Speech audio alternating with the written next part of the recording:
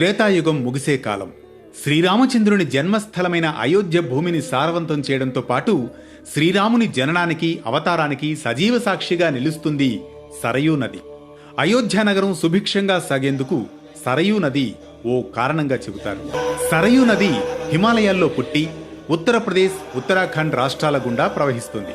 ఈ నదిలో స్నానం చేసిన వారి పాపాలు నశిస్తాయి, కానీ ఆ నదీ స్నానం వల్ల పుణ్యం మాత్రం ఎందుకు లభించదంటే, ఆ శ్రీరామచంద్రుడు త్రేతాయుగం ముగిసే సమయంలో తన అవతార పరిసమాప్తికి సంకల్పిస్తాడు.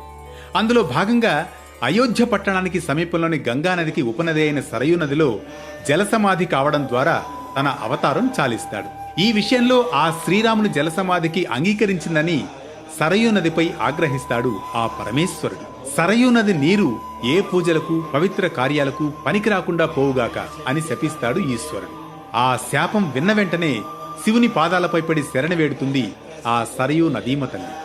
ప్రభు, ఆ శ్రీరాముడి అవతార పరిసమాప్తి ఏ విధంగా జరగాలో ఎప్పుడో నిర్ణయించబడింది.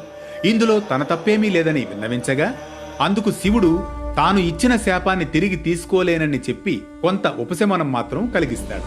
సరయూ నదిలో స్నానం చేయడం వలన భక్తుల పాపాలు ప్రక్షాళన అవుతాయని, అయితే నదీ జలం పూజలకు, దేవాలయాల్లో అర్చనకు ఉపయోగించిన ప్రతిఫలం లభించదని, అదే సమయంలో పాపం కూడా కాదని వివరిస్తాడు ఆ పరమేశ్వరుడు. అందుకే అప్పటి నుంచి సరయూ నదీ జలాన్ని ప్రార్థన, పూజా సమయంలో ఉపయోగించరు.